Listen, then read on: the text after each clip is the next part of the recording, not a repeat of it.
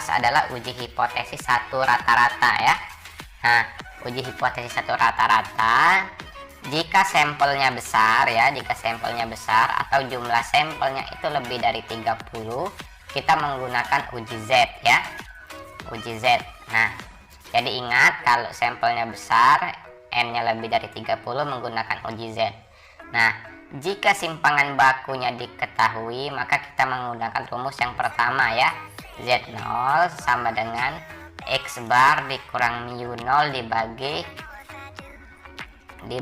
theta dibagi akar N ya. Dibagi theta ini dibagi theta ya. Ini dibagi theta ya. Dibagi akar N ya. Theta ini adalah simpangan baku ya. Theta ya.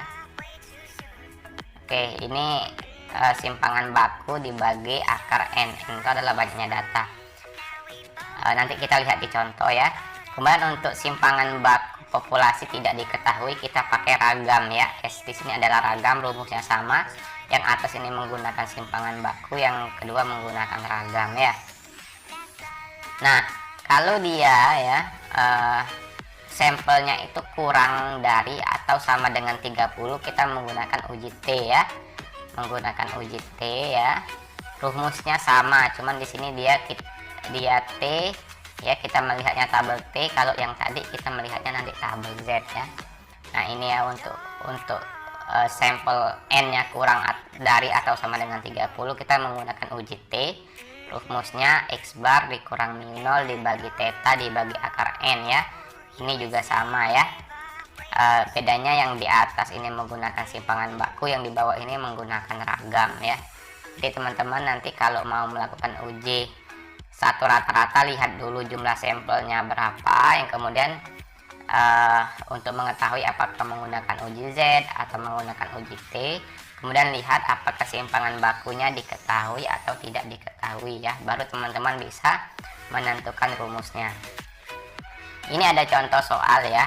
Hasil panen ubi jalar dari 15 rumpun tanaman ubi jalar adalah sebagai berikut ya. 1,21, 1,21, 1,23 sampai 1,18 ya. Nah, kalau kita lihat dari data yang ada ini ya. Nah, kalau kita lihat dari data yang ada, dia jumlah datanya berapa? Jumlah datanya ada 15, berarti kurang dari 30 ya. Kita menggunakan sampel kecil. Kalau sampel kecil tadi kita menggunakan uji T ya, uji T. Nah, di sini taraf nyatanya 1% ya. Dapatkah diyakini bahwa populasi ubi jalar rata-rata memiliki berat 1,2 kg. Di sini simpangan baku juga tidak diketahui, ragam juga tidak diketahui. Jadi kita bisa menggunakan kedua rumusnya ya, mau pakai simpangan baku atau pakai ragam. Tapi simpangan bakunya kita cari dulu ya. Kita cari dulu. Jadi kita gunakan yang rumus pertama ya, yang ada simpangan bakunya ya. Oke, langkah pertama ya, kita datanya ya kita masukkan ke dalam tabel ya, tabel. Kita buat urutan nomor, ini XI ini data, XI kuadrat itu data, ini dikuadratkan, kemudian XI min X bar ini ya, ini enggak kelihatan, ini X bar ya, X bar itu adalah rata-rata dikuadratkan ya. Oke, pertama kita hitung XI nya ya, masukkan XI nya tadi yang jumlah berat ubi jalarnya tadi kita masukkan semua sampai kita dapat totalnya adalah 18.130. Kemudian kita kuadratkan ya. Jadi 1,464 ini didapat dari 1,21 dikuadratkan ya. Sampai 1,18 dikuadratkan kita dapat nilai XI kuadratnya totalnya 21,919. Nah, angka pertama kita hitung dulu ini ya. Kita hitung dulu rata-ratanya ya. Nah, rata-rata itu adalah sigma XI dibagi N ya.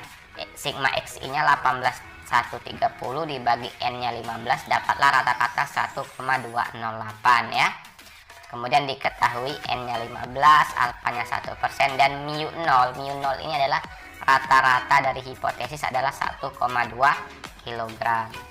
Setelah kita dapat rata-rata, kita menghitung simpangan baku ya. Rumusnya adalah akar dari sigma xi min x bar kuadrat dibagi n min 1 ya.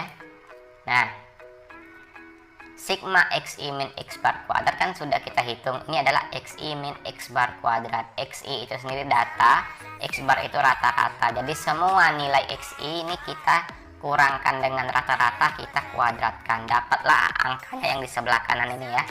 Nah, angka dari sigma xi min x bar kuadrat tadi ditotalkan ya. Ditotalkan kita dapatlah sigma xi min x bar kuadrat. Kita masukkan nilainya, kita bagi n-1 14, sehingga didapatkan nilai simpangan bakunya adalah 0,021 ya. Nah, kemudian setelah kita dapat simpangan baku, kita merumuskan hipotesis dan formulasinya ya. Tadi ada pertanyaan, dapatkah kita meyakini bahwa rata-rata dari ubi jalarnya 1,2 kg. Jadi H0-nya di sini adalah rata-ratanya 1,2 kg. H1-nya rata-ratanya tidak sama dengan 1,2 kg. Dari kata-kata tidak sama dengan 1,2 kg, kita mengetahui bahwa uji ini adalah uji dua arah ya, atau uji two way ya, one tail ya, two tail ya. Nah, kemudian kita menentukan taraf nyata atau alfanya adalah 1% atau 0,01 ya. Kemudian kita menentukan uji statistik. Di sini karena datanya itu kecil, kurang dari 15, kita menggunakan uji T ya. Nah, uji T sama dengan x bar min mu dibagi theta dibagi akar n ya. Nah, rata-ratanya atau x barnya tadi 1,208, rata-rata dari hipotesisnya 1,2 ya, dibagi kita simpangan baku kita cari di tahap sebelumnya, kita dapat 0,021. N adalah banyaknya datanya adalah 15. Di sini teman-teman tidak masalah ya untuk menghitungnya, gunakan kalkulator ya, tidak masalah ya gunakan kalkulator, tapi gunakannya adalah kalkulator untuk kalkulator saintifik ya, bukan pakai HP. Karena kalau pakai HP nanti ujiannya malah buka materi di Google, tapi sebenarnya buka materi juga belum tentu paham juga sih sebenarnya, kalau saya tidak masalah ya. Tapi lebih baik jangan ya, kalau kalian ujiannya malah mencontek atau apa itu, malah kalian tidak mendapatkan apa ya, tidak mendapatkan hasil yang sesuai ya, karena secara attitude-nya kalian berbohong gitu ya. Nah, jadi kita dapat nilai uji T-nya adalah min 1,47. Nah, karena kita sudah dapat nilai T hitung, kita sekarang cari nilai T tabel. T tabelnya adalah kita pakai T tabel alfa per 2 dengan derajat bebas n-1, n-nya 15 kurang 1 14. Nah, di sini kan T alfa per 2 ya, T alfa per 2 ya. Jadi 0,01 dibagi 2 ya. Kita lihat di tabel SPSS ya. Nah, ini tabel T, 0,01 dibagi 2 0,005. Kita lihat di derajat bebas 14 0,005 dapatlah 2,9768 atau 2,977 ya. Ini ya kalau saya membesarkan. Nah ya, kita lihat di 0,05, kita alfanya 0,01 dibagi 2 menjadi 0,005. Kita lihat derajat bebas skala 14 ya. Jadi pertemuannya di 2,9768 atau 2,977 ya. Oke, kita dapat nilai T tabelnya 2,97. Saya akan melakukan tutorial bagaimana cara melakukan uji regresi sederhana gitu ya. Nah, di sini ada 10 data. Data ini contoh saja ya. Ada 10 data. Ada variabel X, itu sebagai variabel independen atau variabel bebas. Ada variabel y itu sebagai variabel dependen atau variabel terikat gitu ya. Nah, bagaimana cara melakukan analisis menggunakan uji regresi sederhana? Pertama kita harus mencari koefisien B dulu ya, koefisien B. Nah, di sini kan ada sigma x y, sigma x, sigma y, itu artinya adalah total ya. Sigma xy adalah total x dikali y, sigma x total x, sigma y total y, sigma x kuadrat total dari x kuadrat.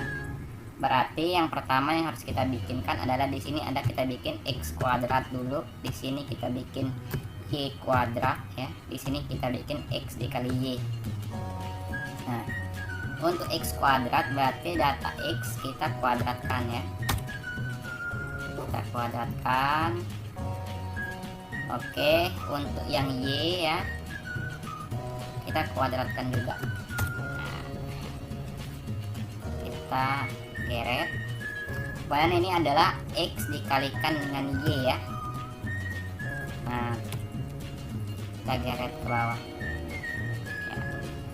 Kita bikin rata tengah dulu ya. Nah, di bawah ini ada total ya. Total itu disimbolkan dengan sigma ya kan. Kita jumlahkan, rumusnya sum ya. Nah, kita jumlahkan sampai bawah. Nah, ini totalnya ya, ini total x. Yang lain tinggal kita deret aja ya. Total y, total x kuadrat, total y kuadrat, total x dikali y gitu ya. Oke, kita berikan kurung ya. Nah, sekarang kita akan mencari koefisien B gitu ya. Nah, biar tidak bingung saya pecah saja ya rumusnya ya. Saya pecah itu, kita ini dulu yang pertama ya. Oke.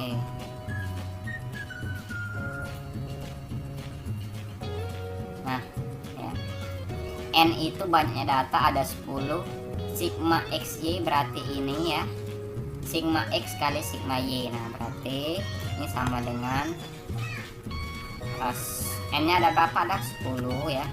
Kita kalikan dengan sigma xy berarti ini ya. Nah, tutup kurung ya. Kemudian itu dia dikurang dengan sigma x dikali sigma y.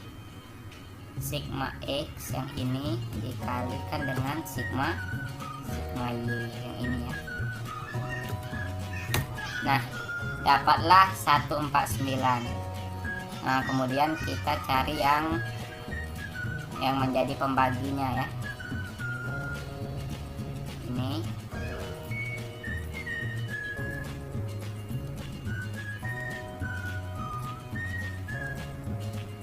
nah ya, itu adalah n dikalikan dengan sigma x kuadrat, berarti n nya ada 10 dikalikan dengan sigma x kuadrat. X kuadrat sigmanya total ini ya, dikurang dengan sigma x dikuadratkan. Ini sigma x kita kuadratkan, dapatlah 429. Nah, sekarang kita cari b nya. Nah, b nya itu kan berarti yang atas ini kita bagi yang bawahnya. Dapatlah koefisien B nya 0,34 sekian gitu ya. Oke, sudah dapat B, kita sekarang cari A nya ya. Cari A nya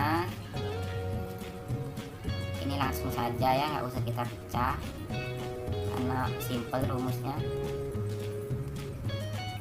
Nah, A ya,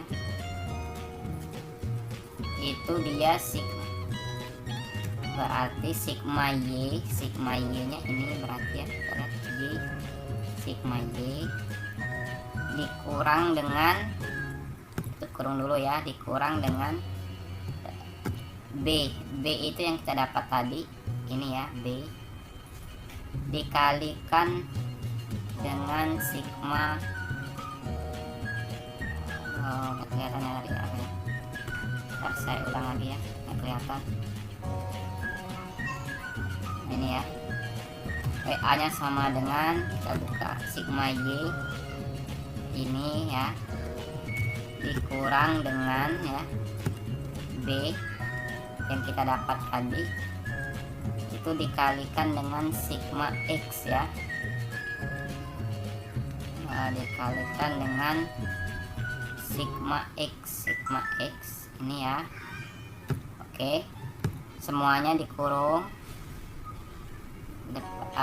akhir sama pangkalnya,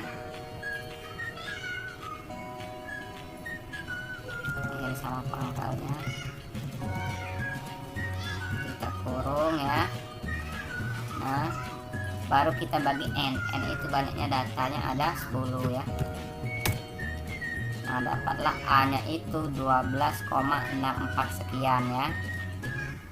Oke, setelah dapat A, sekarang kita mencari JKT ya, atau jumlah kuadrat totalnya ya. JKT ini rumusnya ya, sini aja kita bikin JKT, jumlah kuadrat total itu sama dengan sigma Y kuadrat, sama dengan sigma Y kuadratnya mana, ini Y kuadrat, ini sigmanya ya, dikurang sigma Y dikuadratkan dibagi N, ini sigma Y, ini totalnya ya, kita kuadratkan ya, dibagi N nya ada 10 ya. Dapatlah JKT nya 14,9. Kemudian kita menghitung jika regresi ya. Jika regresi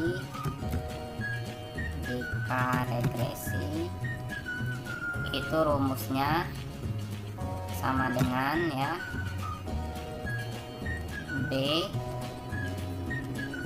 nya kita dapat tadi ini ya. Kemudian kita kalikan dalam kurung ya, sigma XY, kita buka kurung lagi, sigma XY ini berarti ya, ini sigma XY nya, tutup kurung, dikurang dengan, nah ini tutup, bikin 2 kurung ya. Sekarang sigma X dikali sigma Y, ini sigma X ya, dikalikan dengan sigma Y yang ini ya, dibagi N nya ada berapa, 10 ya, 10, tutup kurung ya. Nah,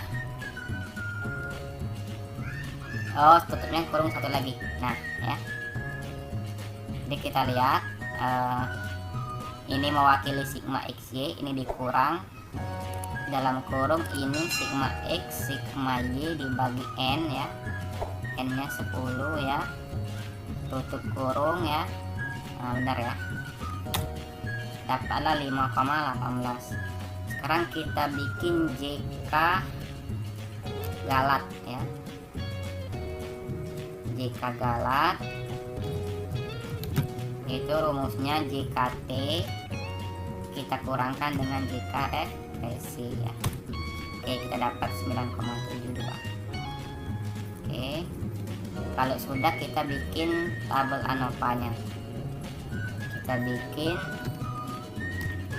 sumber keragaman derajat bebas, salah, balik ya, benar, sumber keragaman derajat bebas, kemudian ini jumlah kuadrat, ini kuadrat tengah, ini F hitung ya, ini F tabel 5% ya, F tabel 5% ya.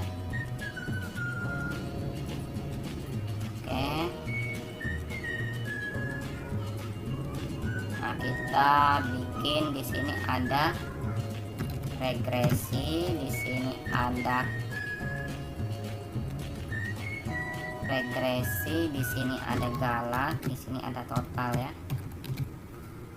Untuk regresi derajat bebasnya 1, untuk galat itu adalah N-2, N nya 10, kita kurangkan 2, 8 ya. total tinggal kita jumlahkan saja ya, 9 ya. Oke, untuk jumlah kuadratnya untuk regresi sudah kita hitung ini, untuk galat juga sudah kita hitung ini ya, untuk total juga sudah kita hitung ya.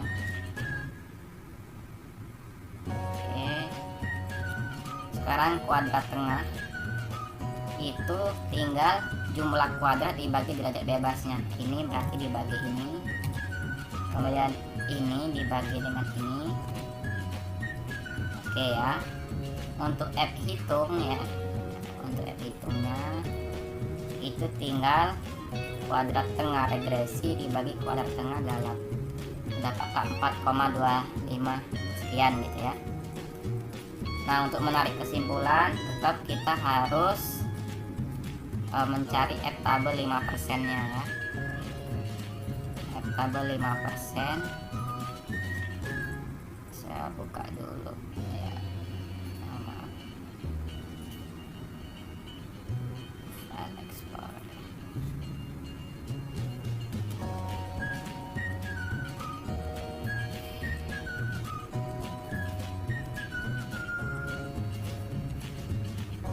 F tabel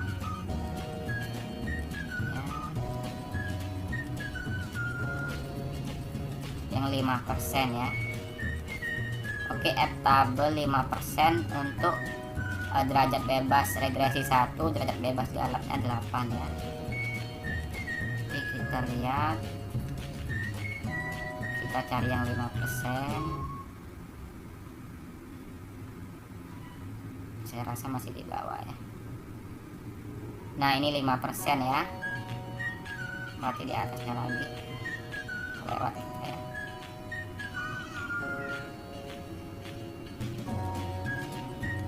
Nah, ini yang 5%, 1 dengan 8 ya, 1 dengan 8, derajat bebas regresinya 1, galatnya 8 ya. Nah,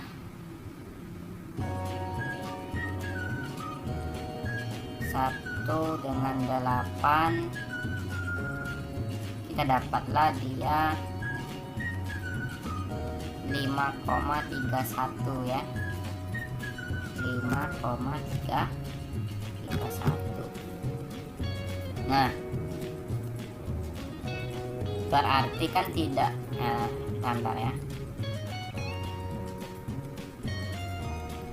Nah, kan dapat dilihat bahwasannya F hitung itu lebih kecil daripada F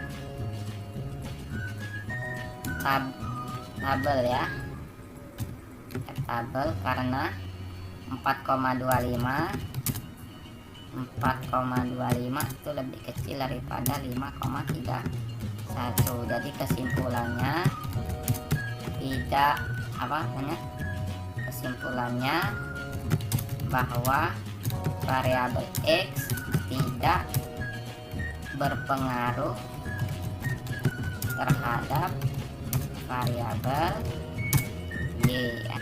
Nah, baik, kita akan melihat apakah perhitungan kita ini benar atau salah gitu ya.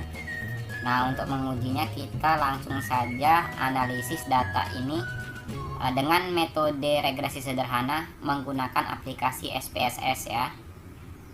Oke, kita buka dulu SPSS nya ya, sudah terbuka. Kita copy ya variabel X dengan variabel Y nya, kita copy, kita masukkan ke sini ya, paste gitu ya. Nah, ini kita edit dulu ya, ini jadi X, ini jadi Y ya. Nah, oke, kita klik analyze regression, pilih linear ya.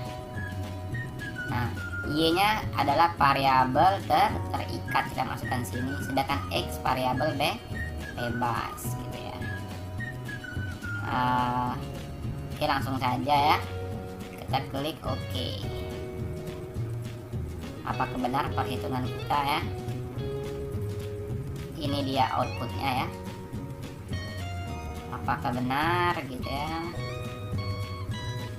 Nah, kita lihat ini hasilnya ya. Ini mean square atau kuadrat tengah ya, regresi, Galat, total. Kita lihat apakah benar hitungan kita yang ada di Excel tadi. Kita bandingkan ya,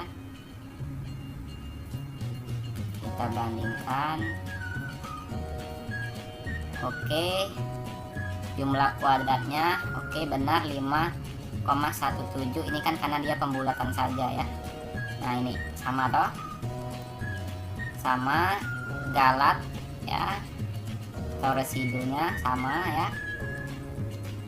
Kemudian kuadrat tengahnya mean square sama ya, 5175 sama. Galatnya 1216 benar. F hitungnya benar ya, 4257 sekian ya. Oke benar ya, sama. Kemudian nah kalau di SPSS penarikan kesimpulannya itu membandingkan nilai signifikasinya itu dengan 0,05 ya kalau kita pakai 5%. Nah ini dilihat di SPS nya nilai signifikasinya kan 0,073 ya, 073. Sedangkan yang kita bandingkan adalah 5%, 0,05. Nah, karena signifikasinya 0,073 lebih besar dari 0,05, maka artinya bahwa variabel X tidak mempengaruhi variabel Y ya. Jadi kesimpulannya mau pakai SPSS ataupun dengan secara manual itu mendapatkan kesimpulan yang sama aja ya. Variabel X tidak mempengaruhi atau variabel X tidak berpengaruh terhadap variabel Y ya.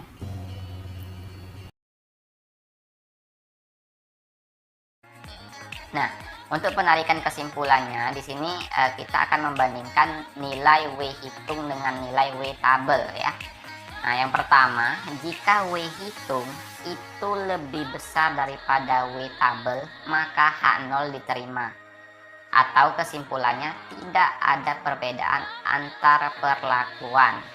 Dan sebaliknya, jika W hitung lebih kecil daripada W tabel, maka H0 ditolak atau terdapat perbedaan antar perlakuan ya. Jadi ini penarikan kesimpulannya ya.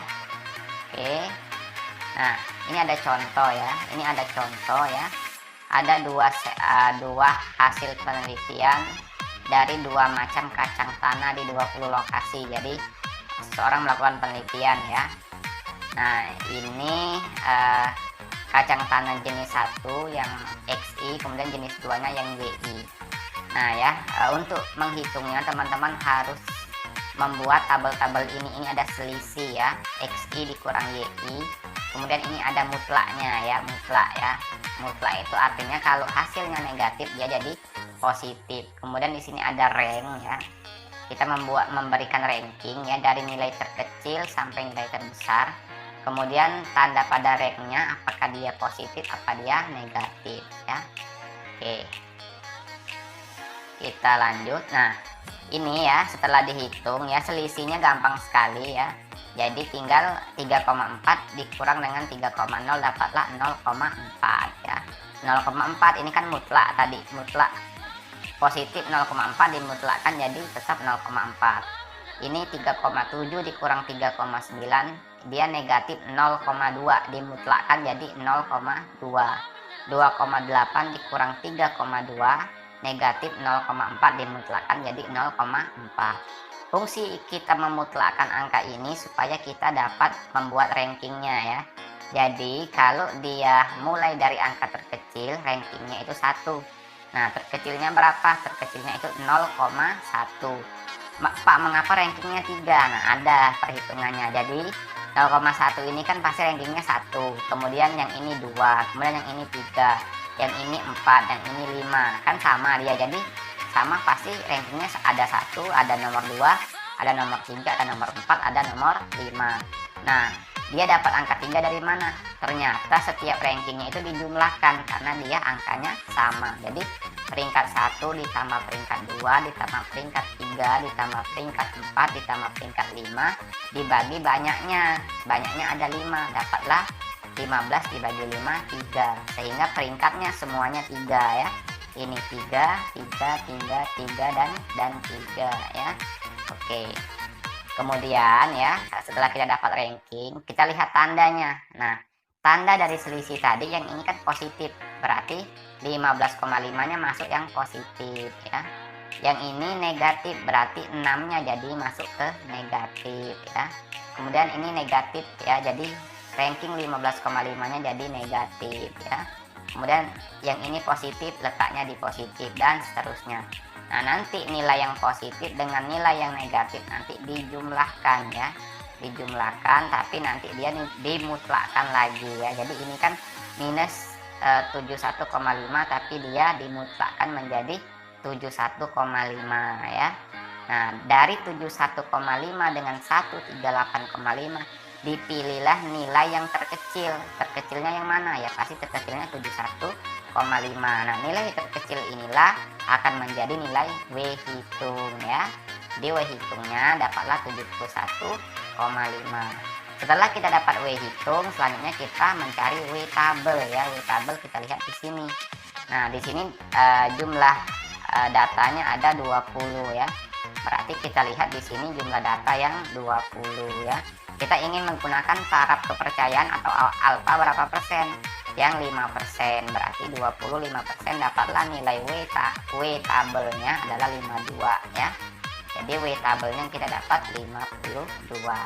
Nah, setelah kita bandingkan W hitung dengan W tabel, ternyata W hitungnya lebih besar daripada W tabel. Nah, kembali ke penarikan kesimpulan yang di awal tadi. Kalau W hitungnya lebih besar dari W tabel, maka H0 diterima. Artinya tidak terdapat perbedaan di antara dua perlakuan. Artinya tidak ada perbedaan produksi kacang tanah yang jenis XI maupun yang jenis YI. Jadi sama saja hasilnya ya untuk ditanam pada 20 lokasi ya.